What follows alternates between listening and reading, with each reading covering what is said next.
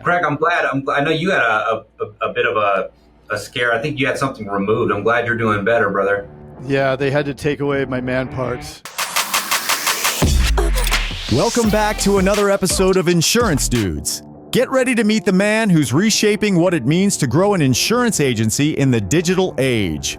Nicholas Sakha. What's going on, guys? Nick Sakha here. You know, with all the things coming up and changing as well, like the one-to-one consent, consumers getting smarter. There's that whole thing with hustle culture, but like I got into insurance to coast. My biggest message to agents is stop consuming content, start producing content.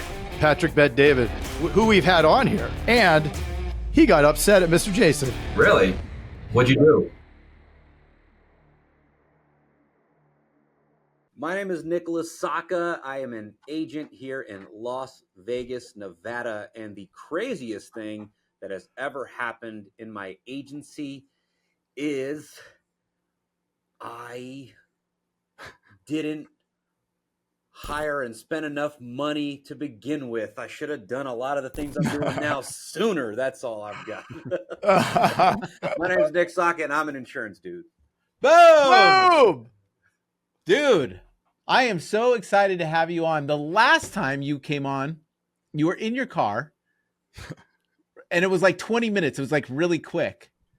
You let me know like 5 minutes in advance. I was like, well, I mean, I guess I could pull over and do a podcast. I've always wanted to be a guest with you guys, so let's do it. That's funny. That's so crazy. But that was 5 years ago. I was just looking back on that, and a lot has happened from then. Was that pre-Tucci? That was pre-Tucci. Yeah. Oh, 2020? Yeah. Yeah. That was yep. I just got my second location, and it was right before the craziness of that year. That's so wild. Yeah. I've had a couple kids since then. You've had a kid since then. You launched something super cool. The creators, insurance creators. And also, yeah, I mean, you've nailed all of the social medias. So I can't wait to dive into that too, dude. Because it's been really cool watching you from the beginning. And if you didn't listen to the first one, Nick and I started we can't say the name because we'll get sued or something like, or maybe just lose the agency. But with the company that we sell for, we started together and we were in the same classes in Chicago. I'm allowed to say Chicago. So that was cool. Is Ball State University in Chicago, or where is Ball State? I have you know what? Give me 1 second. For those that are watching it, I have our class photo. 1 sec. Oh. So how many people were in your graduating class?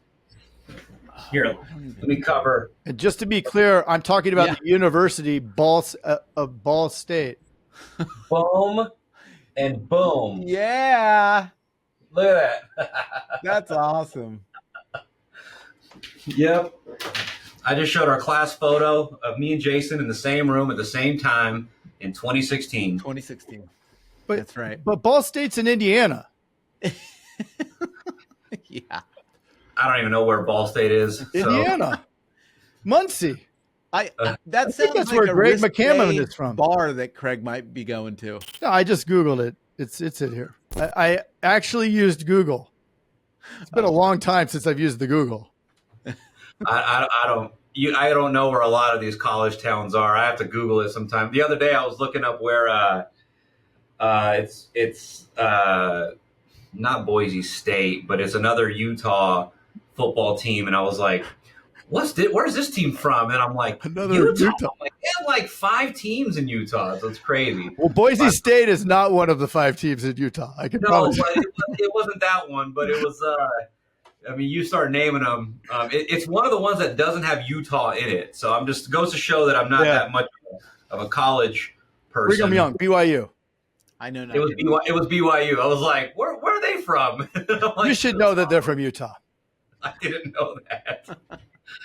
I didn't know it. Oh, but yeah, man. Well, lots has happened. Lots has happened in the last couple of years, and it's been awesome. And I was telling you guys before we clicked record that I've loved seeing what you guys are doing. You guys have always set the standard.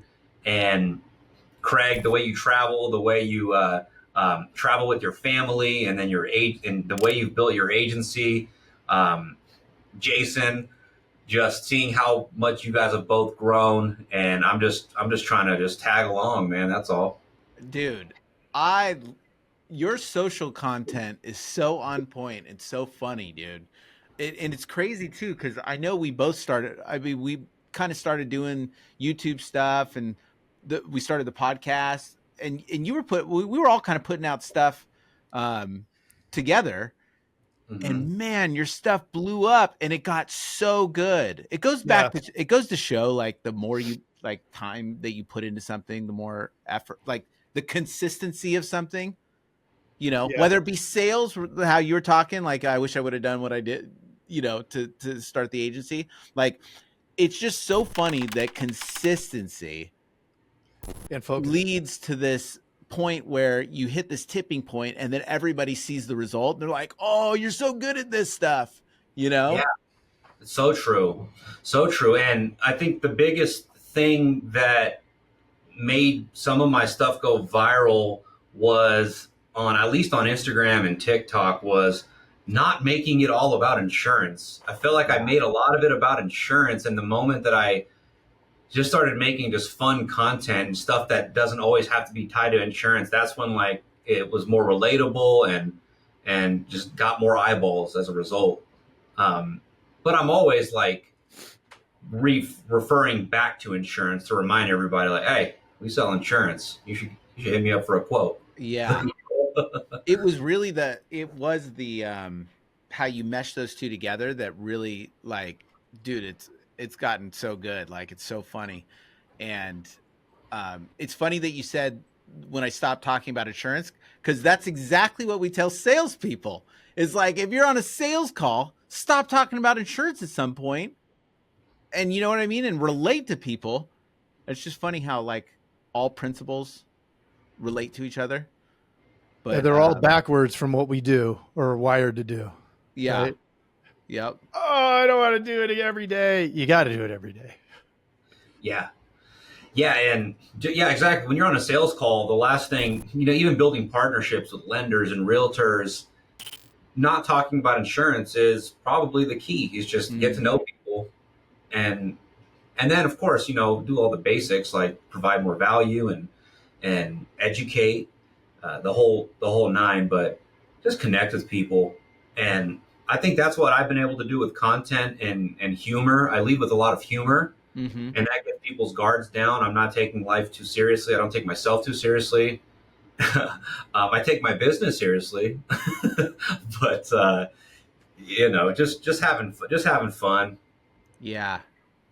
It's funny that you say that too, the fun factor, because like I was talking to one of my coaches recently, and we were just talking about fun, and it's like as soon as you lose that fun factor with whatever you're doing, it's such a like it starts weighing on you. It I mean, I guess it just starts losing the fun, and you don't want to do it anymore.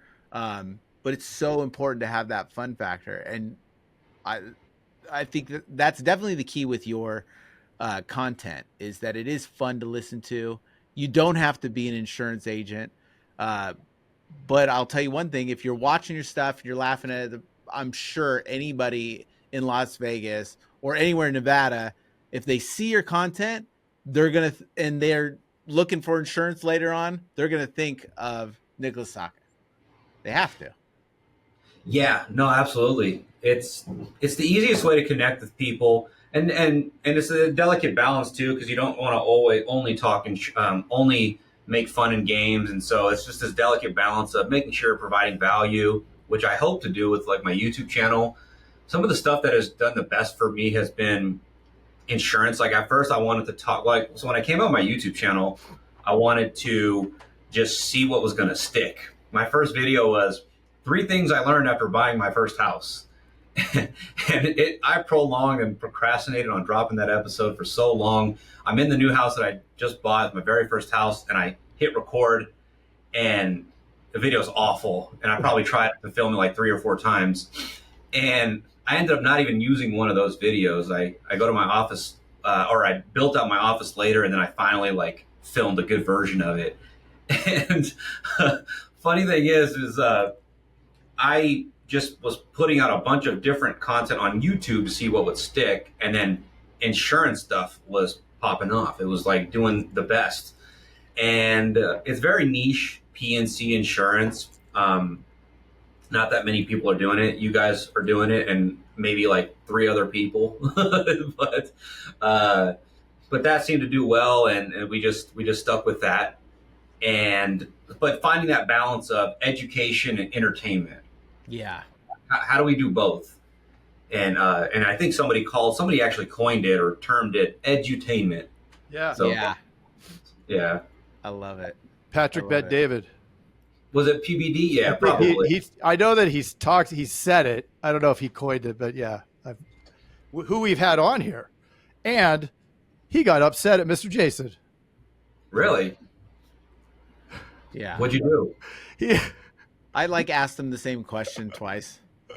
Something like that. We were so tired. I think we did like 8 episodes in one day, and it was like it was so bad. And it was him last after many people, and then like he asked, and I'm like, oh shit, he just asked that question, and then like he said something. It was kind of fun. It was funny, you know. But he was annoyed. Not my favorite. Yeah. Probably the last person you want to repeat a question to and tell and communicate that you weren't listening. Second to last. Yeah. The last is Garrett White. Oh, really? I would not want to repeat to him. Yeah, man. I mean, we all make mistakes. I still feel like I'm learning and just figuring things out. And totally, I love what you guys doing. You guys are reinvesting. You're always trying new things, and I think that's what keeps it fun for us. We're speaking of fun, is for whatever reason after like 7 years, I every year I have found something to challenge myself. Like, what am I going to do this year? Because I become like bored and happy with my results, and I'm like, all right, I'm bored. Time to create some chaos. And then I'll do something that creates a bunch of chaos in my life, and then I'm like regretting it for like 4 months. Like, why did I do this? Like opening up in Oregon, that was stupid. And I remember driving in Oregon. I'm like, why am I here? Like, I've never set foot in this place, and it's beautiful. The place is gorgeous, absolutely gorgeous. It's way better than Vegas. But what am I doing here? And I was just tired. I needed some sleep. And the next day I woke up and attacked the day. But just creating some chaos and then making it calm and peaceful, and then getting bored again and creating more chaos. I don't know if you guys can relate, but whether it's been like buying an Airbnb, and that's been a very stressful thing. Oh, man. It sucks. I can relate to that. It sucks. Yeah. I mean, especially when the county's not on your side and they're giving you $25,000 fines. Oh, you got to follow the rules, too. That's important. Well, yeah. So I'm hopefully getting the permit, but whether it's that or opening up in Oregon or creating my community or just putting out content on social media, that's been my life. But I think I'm ready for a year of focusing on my health and my body. Yeah. You know, like I don't want to create more chaos right now. I think that's going to be the next chaotic thing is like, I don't know, let's do a bodybuilding show or something. I don't know.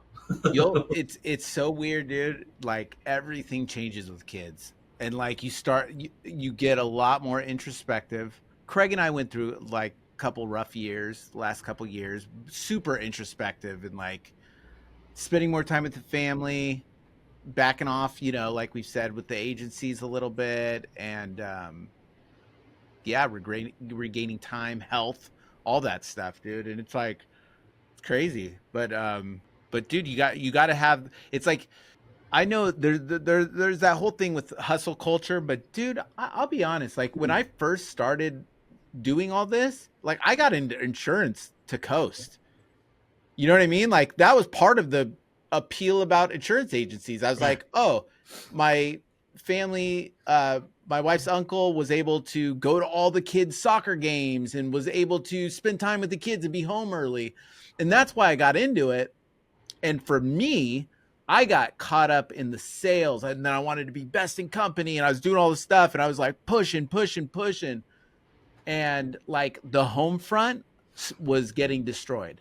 Like, like for me, like my wife and I's relationship was not that good. I had the worst relationship with my second to oldest boy because I wasn't around that much, and I was building and building and building, and we just had we're both ADHD, so it's like we both like will blow up. You know what I mean? So it's like we just had this bad relationship, and then I felt at that point like it was me against my family almost, because I had all these big like we're doing this, and then Craig went through something, and we were able to like step back, and I was pissed about stepping back, you know, from the agency, pissed about stepping back from, you know, our business with the insurance dudes and all that stuff. But like, dude, it was the best thing that could have happened, because I easily could have lost my family or something like that. You know what I mean? Like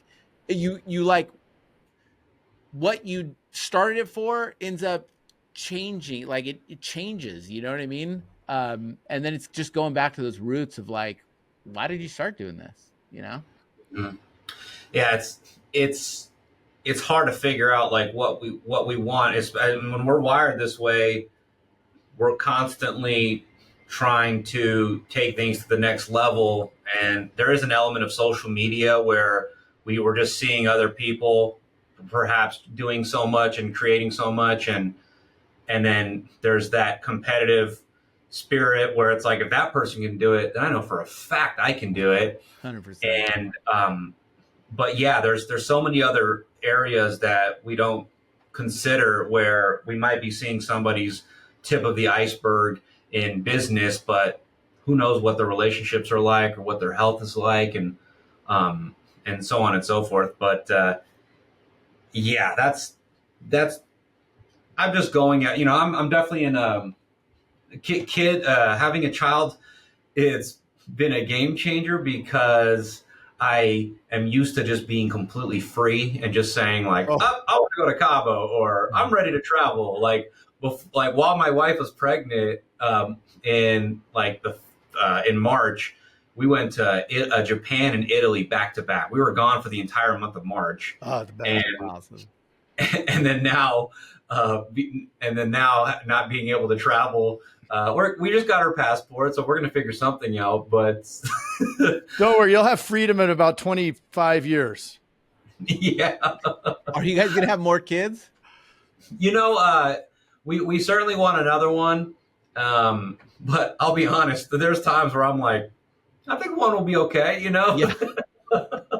but, but then again, I'm like, no, it can't just be one. I need a son. But if it's not a son, then I have a decision to make, an executive decision where it's like, do I risk maybe having a third girl?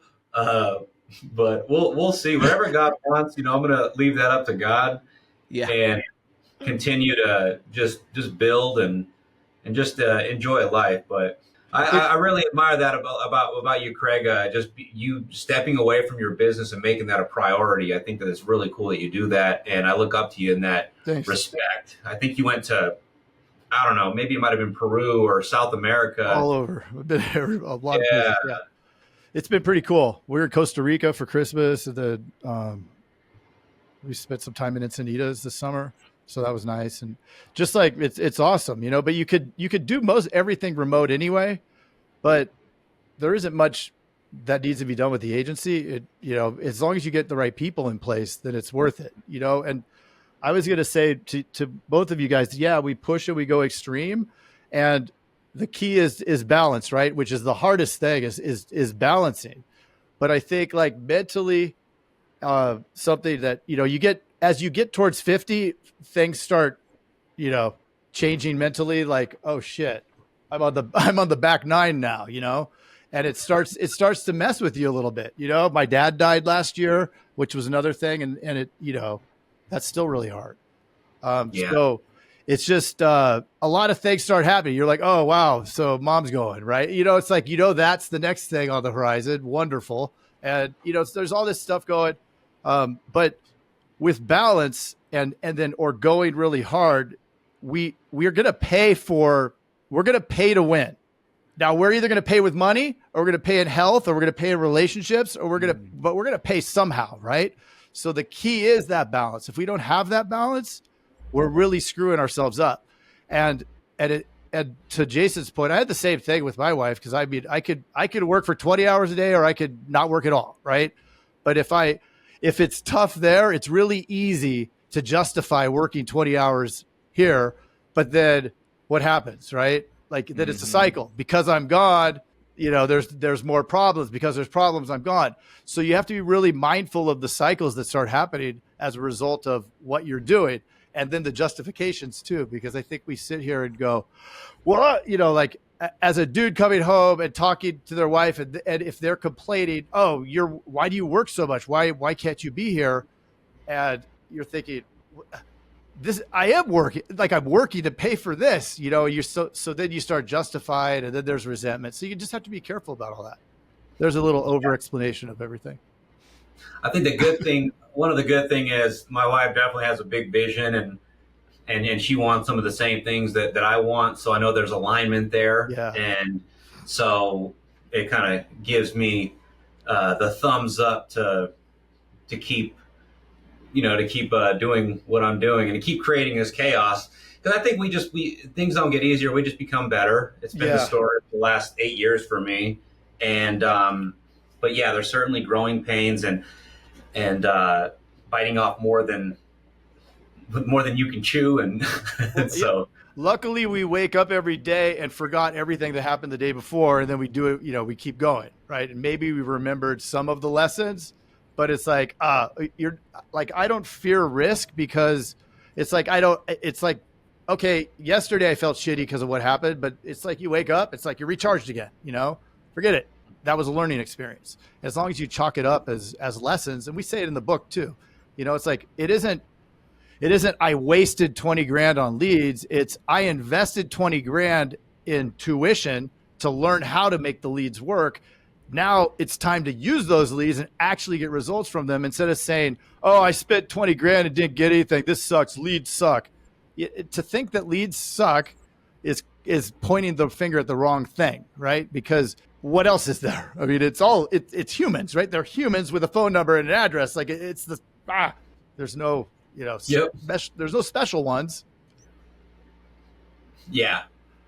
Yeah. Are you guys still buying a bunch of leads at just like the lower cost leads, and then just running them through your sales process and your funnels?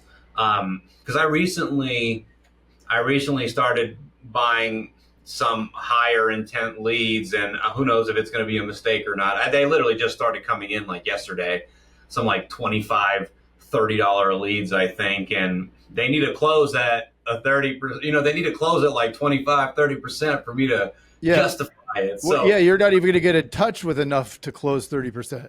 Right. So, like no matter how high the intent is, they're not answering. They're only 10% are answering the phone, or 15, whatever the number is, right?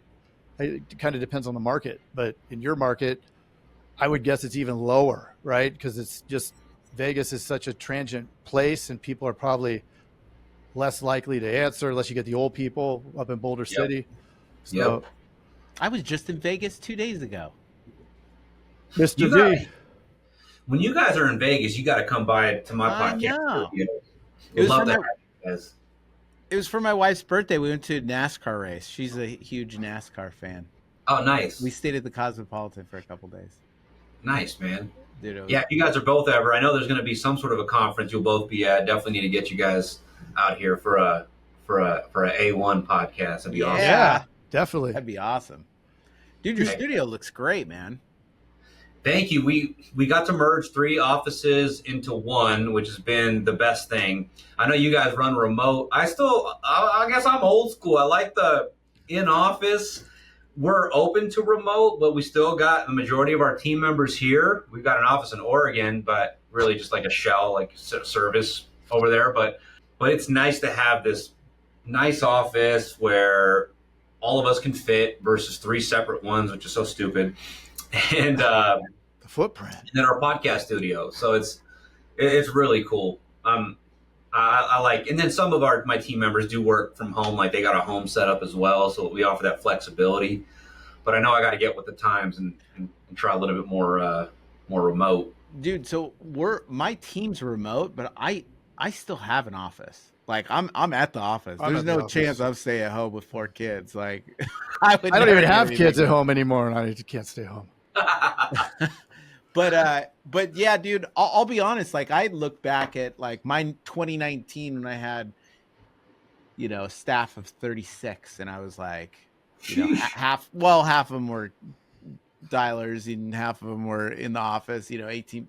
I think we had like 18 people at max, or maybe 15. I don't remember. Yeah, Anyways, there's a lot. There's a lot of people. It seemed like in the office, and I love the energy, dude. I love the energy of people. And now it's like I come into work and there's like no one here, and it's like I don't feel it.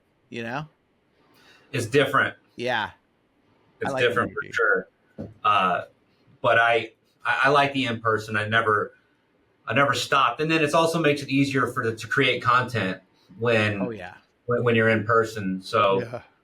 And meetings. I mean, the real life meetings in the room in the morning is so much better than Zoom. yeah, no, for sure. But yeah, and then also having, even like when you have partners or when you have people that guests. So Vegas, I'm lucky enough to have a place where a lot of people are coming to town. Right, I'm not in Little Rock, Arkansas. You guys would never join me for a podcast if I was in Little Rock, right? No offense to my folks out there, but just not a place that conferences are dying to be held. I don't think I'll ever go there. Yeah, but here in Vegas, everyone's here, so I can steal somebody for an hour and collab with them and that's get awesome. to share some space with them. So, do you like living in Las Vegas? It's getting busier now, but I do love it. This last summer was really hot, and I know Craig, you're from Arizona, so this last summer was different. This was different. We were in Normally, Encinitas I can tolerate the summers, but this last summer was longer and hotter. And so this most recent summer, I was definitely sold on buying a California summer house, like San Diego or something. And when I talk to all my California friends, I'm like, well, isn't it more expensive? And they're just like, yeah, just make more money. Yeah. And I'm like, true. Yeah. I'm like, yeah, I mean, you're right. Yeah, Dude, that's, $1,400 a foot right by the beach. It's insane. But it's better than like having a spot in Hawaii or Florida where you have to jump on a huge flight, right? Yeah. Like California is boom, boom, So Yeah. And you get to pay the same as Hawaii, so who cares, without the flight. exactly. Yeah, It's a no-brainer. We all love to be in Hawaii, but it's too just far. not as easy to get to. And the time difference, I think it kind of is a screw job. It'd be harder to work out there for sure. Screw job over there. Yeah. Yeah. So, hey, We're I'm thinking curious so you have the YouTube, and then you have the TikTok and and Instagram. 3 things that I'm not on. Oh, YouTube I go on, but the other 2 not so much. But do you have a way of tracking and measuring the results that you get from that in the way of clients? Like, just because I know for most agents, they're sitting here going, well, I'm never going to freaking do a YouTube channel because, you're not going to get anything. Or even if you do get anything, like the real reason is because, pulling out the phone and talking to it makes you not able to talk. Right. And then you freak out, like you were explaining, like, oh, I got to post it. Like, now we're all over it. But back then, like our first few times, it's scary as heck. Like, you're like, oh my God, everybody's going to judge me and, whatever. It's like, oh, well. Right. But Yeah. Can you talk a little bit about numbers for somebody that's looking into that? Yeah. So for me, when I look at the following categories, when I look at personal referrals, I think personal referrals is social media, at least how I use it. There's no such thing. It's like social media is such a part of our world now that I think unless it's a customer referral can be considered, non-social media because you just ask the customer they had a good experience, and then they referred somebody over. But the last couple of years, I've had my team really tell, like, ask our customers, how did you find us and how did you connect with us?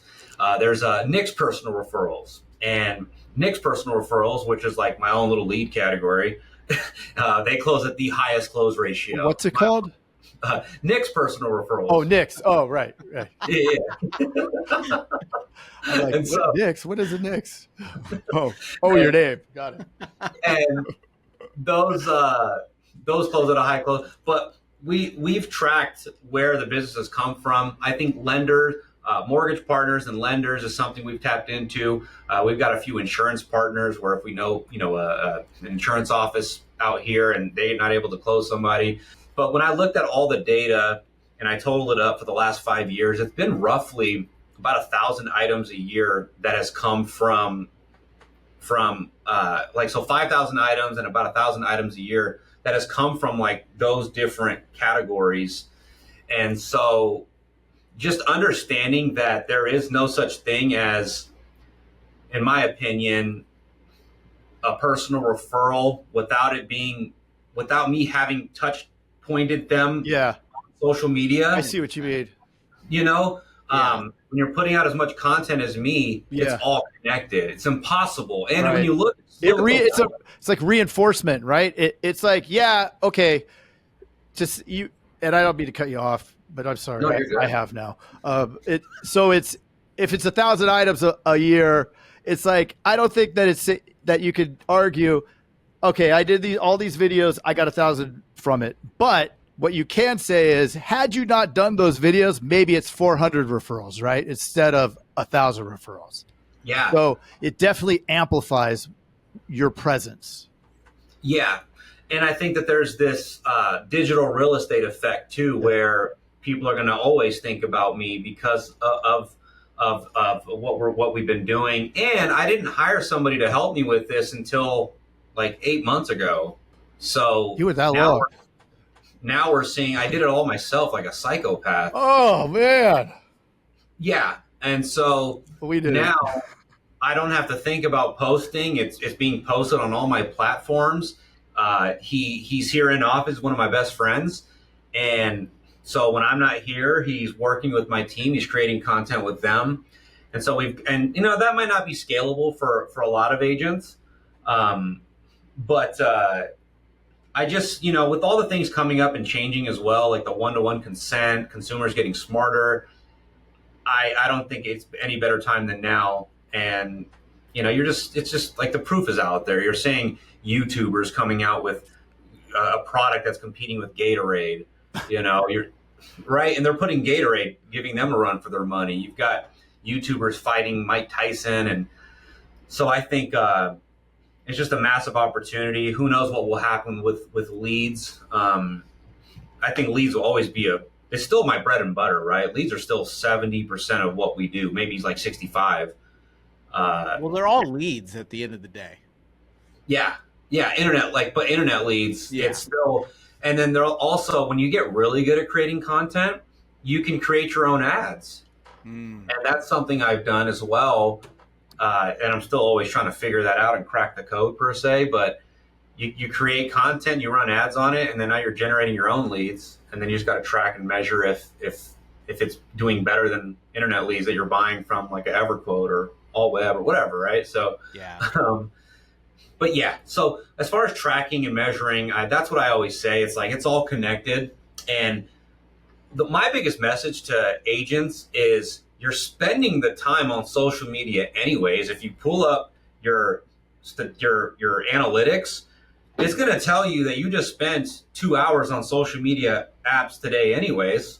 Stop consuming content, start producing content. It takes about 3 to 6 hours a week to create content, and that could help your online presence and get you more referrals and so on and so on and so forth. So just swapping. You're swapping scrolling with creating. Yeah. And dude, it is crazy. Like it is crazy the effect that it does have. Because Craig and I have talked about that before. Like when we started the Insurance Dudes, it all of a sudden it hiring became easier in the agency, and then you realize like a lot of the new people in the agency, like they saw your stuff on social media, and that was, I mean, you could tell it was a driver of why they might have been, you know what I mean, like hired. Like you get that vibe when you see people, whether or not like, oh yeah, I saw your stuff. Like it's almost like they're not impressed, but like it shows. I guess it shows a little bit more authority than the guy next door that has nothing. So Yep. it's 1,000,000%. yeah. So like I think it's one of those things that what hard do you want? Do you want the hard of not Whoa, putting easy, out Mister. any content and dealing with losing your agents and dealing with, when somebody Googles you that they don't see anything else? Like the coolest thing is when you are buying leads and you're doing content. Those leads are I remember at one point we were getting 2,000 views a month on our Google profile, and they were looking at all the social media stuff. So it's like you're going to get a higher percentage close rate if you are producing content. Is it directly correlated with the content that you made? Not directly, but it does position you a billion times differently than the guy next door that has filing cabinets. Yeah. It's hard to quantify, and it's just like, instead of trying to overanalyze it, it's just, I'd rather be safe than sorry. It's like the guy that was overthinking the website, in the 2000s era, right? Yeah. It's the same people that are probably overthinking. Now we can go further down that rabbit hole. So I don't want to even say that because my ADD will probably take us down further. But it's hard to quantify. Like looking at my team right now, two of my top producers and my sales manager came from just me making a post saying I was hiring. Yep. And people seeing my content, falling in love with the culture, the agency, what we do, and then saying, hey, my cousin's looking for a job, or my nephew's looking for a job. My son, one of my top producers is my old manager from a bank. He managed me and he sent his son, and he's been one of my top producers for 2 years in a row. This year he'll probably lose it, but what else? I think your social presence helps in more ways than just referrals. It helps with mortgage partners, lenders, because lenders and realtors and they're looking to increase their social media game as well. And so when they see that you have a social proof, they want to work with you, and that does help, because social media helps their industry so much right now. I have a buddy on TikTok that started making great videos, and all of his deals come from TikTok. Nuts. Lenders. I'm I'm a part of a mastermind of a bunch of lenders and they're just teaching them social media. And so I'm a part of it because, one, I wanted to learn more about social media, but two, I wanted to be in a room full of lenders. So that helps.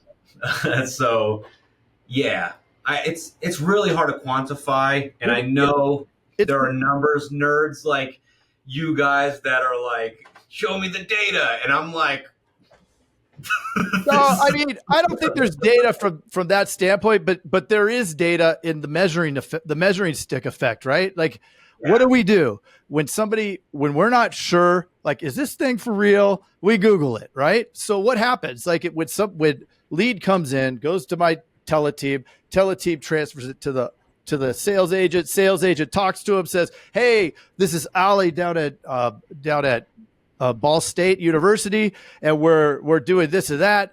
And then they go, whoa, where'd you say you're from? And then she says, oh, Google Craig's name. And they Google my name, and fling, they could go to 6 pages down, and I'm still on Google, right? And I mean, 5 years ago I wasn't, but now there's a book, and now there's there's all the podcasts and all the different stuff. It's like they instantly think holy shit, this guy, oh, that's a good one. And same with the hiring. And Only I'm they not knew. saying it. I'm not like, I just can't fucking believe it. It's crazy, right? Like, it's just because we got indexed in this system, people believe us. And I mean, they should, because I do have proof. But And they should. and they should. But If only they knew. if only they knew that I'm wearing shorts right now. Under shorts. No, I have real shorts on.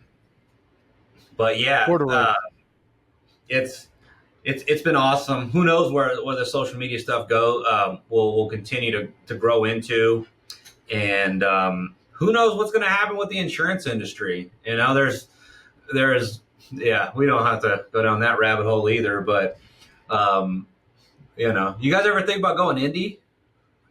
Yeah. Hell yeah. I mean, dude, I don't care. What are they going to do? Fire me? Dude, of course. I mean, I just got screwed for 2 years. I peek over the fence every once in a while. I don't do nothing about it, but I peek over the fence and just go, interesting. Everything always looks better. Absolutely. I know. But I know. I mean, numbers wise, likely it is better. But Okay. it's a lot of work. I'm going to be a little bit controversial here. Do it. The cool thing about indie is you actually own your clients in a way. You could sell them diapers if and you own your leads. Well, let me say this. My buddy is I just got to know him this year. He was a Medicare guy, sold his agency for like 70 mil. And I'm like, our multiple could never pay us 70 mil. And so when I asked him about it, he's like, well, it was probably like the right time as well. So it wouldn't, but then it got me thinking, I'm like, dude, does Medicare sell at a way higher multiple than a PNC agency? And so I got it just got me my mind working. Not that I have any desire to sell Medicare, but still, like at a higher multiple, like I think you can convince me. It's not Medicare. The reason why it sells higher, especially over $10 million books of business, is because there's so many funds that will take on insurance agencies and they'll buy them to be a part of their fund. And you know what I mean? So it's like it goes for higher multiples, but you can't have like the lower end agencies. It's got to be at least like 10 million. But we know a guy that sold, what was it, 70 million? And I think Berkshire Hathaway bought his agency. Oh yeah. Maybe we know the same guy. It's Justin Brock. No. Oh yeah, we know Justin. I thought you were talking about the ClickFunnels guy. This is a different guy, but we just had Justin Brock on a few months ago again. But yeah, he crushed it too, man. I mean, there's a huge market for independent agencies, but so like going back to that whole independent versus, I mean, like for the average person that wants like an agency and wants to like, it makes a lot of sense to be in a captive agency. You get a lot more money up front. You know what I mean? Where a lot of these other people have to rely upon their own marketing skills. They have to play the long game for sure. Long game, yeah. Yeah, we get a lot more instant gratitude. However, plus all of the support from the company. I mean, all of that support? It's tremendous. Yeah. Well, I don't know what you're laughing about. So, you know what though? I think that the biggest support has been people like you. There's so much like support from all these different people that are putting out content, that have come out with training platforms. Like we can name them, and as long as you're connected with those people, you're listening to the insurance dudes, and you're getting the right information. I think that's where like a lot of the support definitely comes in the clutch. But what was I gonna say? I was talking to a few people have reached out to me for like coaching, and I don't like to make the full commitment of being someone's coach because my mind is on a lot of different things. But I'm willing to help when I can. And sometimes just talking to people that are starting scratch, I reflect and I'm like, damn, how did I do it?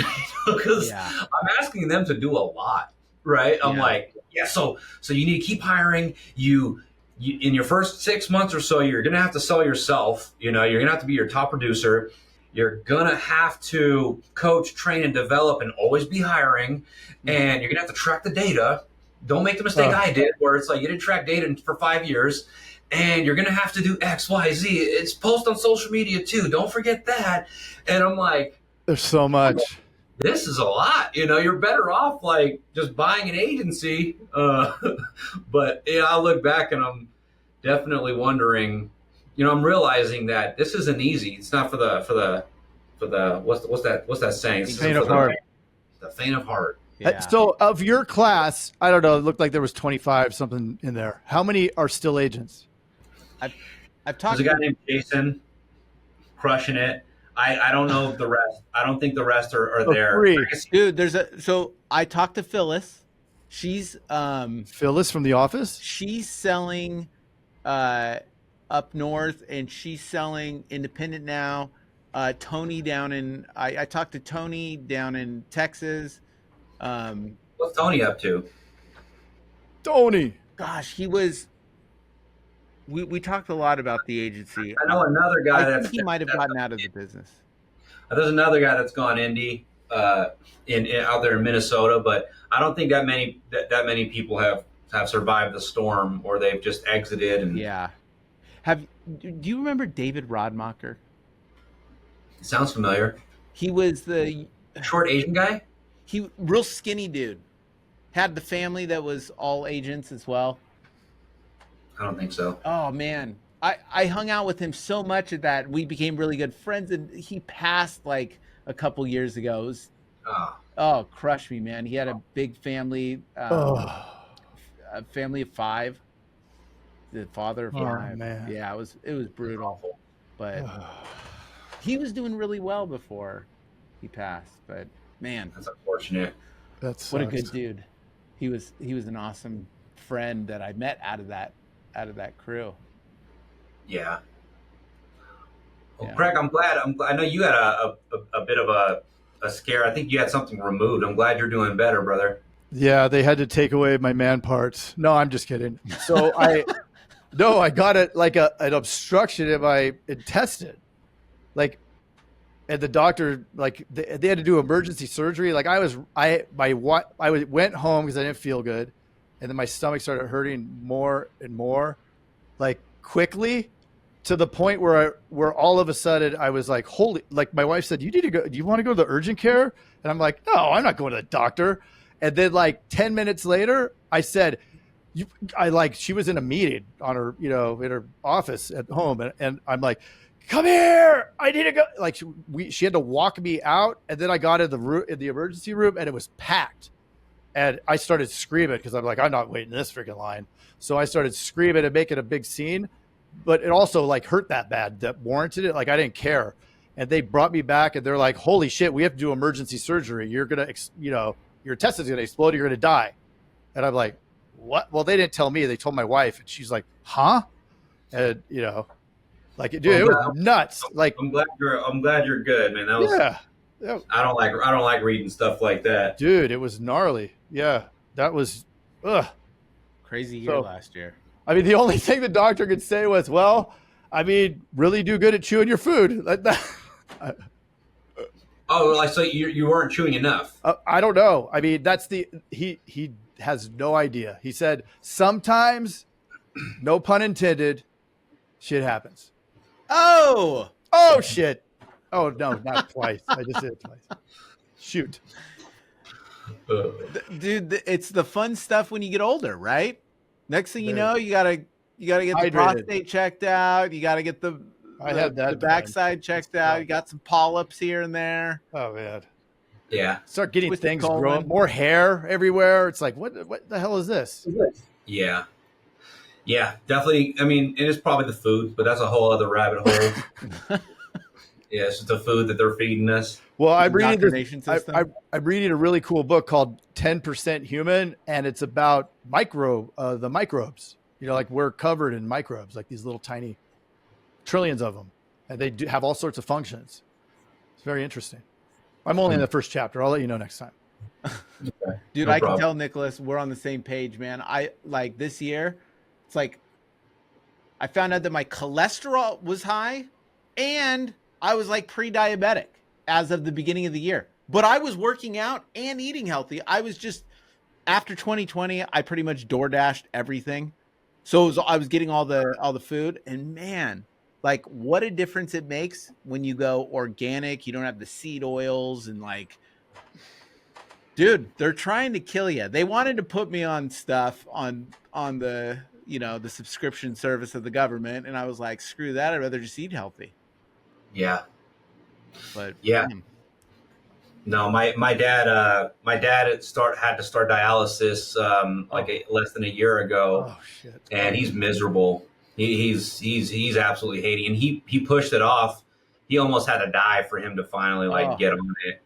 But yeah, it just doesn't seem fun, and you gotta take care of yourselves. It's Yeah. funny. It's like, yeah, stuff we don't like to talk about, but it has to be done. So yeah. you pay for it one way or the other. Yeah, that's really good. You're paying for something. Yeah. Yep. Yeah, or no, it's coming out of a certain bank account. Yeah. What bank account are coming out of? I'd It's rather being pay with money because who cares? You could get more of that. Yeah, just don't overdraft. Right. Don't be overdrafting your accounts. Well, yeah, hoarding the money does nothing. You can't hoard the money because you lose money by hoarding it, right? It needs to be out there working. So make it work. And Yeah. I mean, until this, there was no way it worked in the agency, or I didn't put it in, right? I didn't believe in it.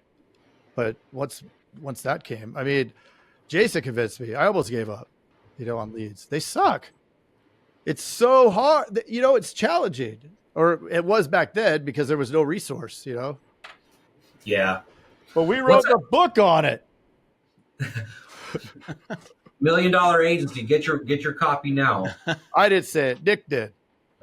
And you guys have a school community, correct? Yeah.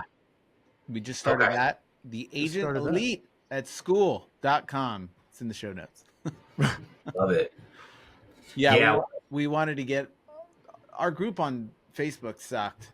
And it was so spammy. So we wanted to build a community that was just agents. So we're moving over to school. We got the book in there for free. We got a bunch of free stuff. So that's cool. Yeah.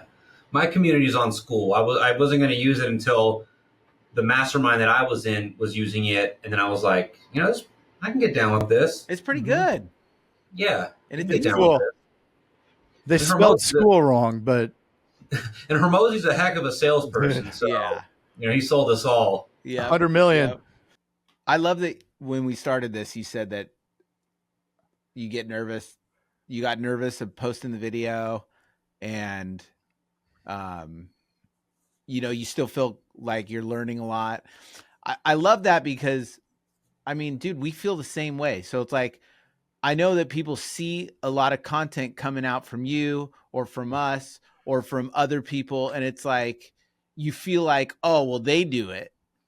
We only do it because we've done it, but it's like it's still. I mean, it feels weird at times, and it's like no one's like naturally just like good or anything like that. So it's just something to do. Like it's like you got to get in the arena. What I've been telling people is stop.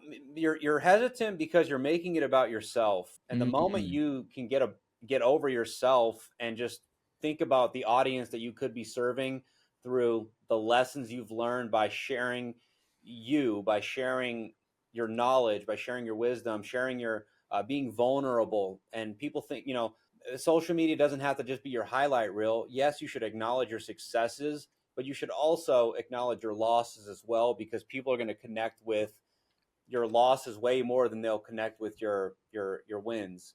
And 100%. people like when you're real, raw, and vulnerable. That's where you actually connect with folks and get them to resonate with you. So stop thinking about yourself. Start thinking about who you can serve. Like, you're being selfish in a way by not sharing, and once you get over that, you'll be better off.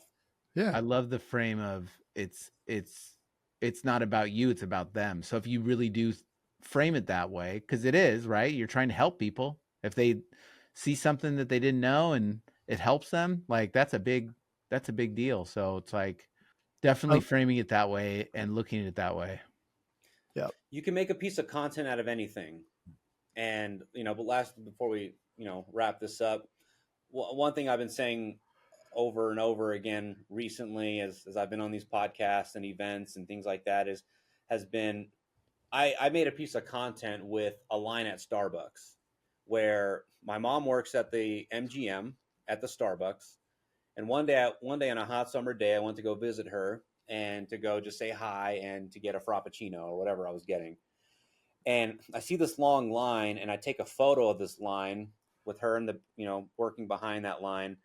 And she waves me over and she says, like, "Hey son," like she sees me all excited, even though, it's a long line of people. She's working her ass off and people hardly ever tip. um, and she already has my drink made, and she gives me the drink, and she just delivers it to me with the happiest smile on her face, positive attitude. And I take a picture of this line and I post it and I say, "This is why I got started in business, because my mom has worked at Starbucks for the last 15, 20 years. And I want to make sure that she retires and she's taken care of, because I don't want to have to see her have to work. And this is why I started my insurance agency. And this is why when I don't feel like it, I show up anyways, because it doesn't matter how I feel. I need to Yep. make sure mom gets retired. I need to Yep. make sure mom gets to quit this job at Starbucks." I That's a love piece of it. content. Yeah. A line at Starbucks. And we all have these things that we can share. And I think a lot of people just hold it back because maybe they think it's stupid, or they think that, oh, who, I don't know what to share about. Like, dude, you don't have to post about deductibles or collision or comp. That's Just not a magnet. They don't want it anyways. They tell don't stories. care. Like, be you, tell your stories, because that's your competitive edge, is Yep. being able to share what makes you you, and nobody else can share those same stories. So get over yourself. Yeah.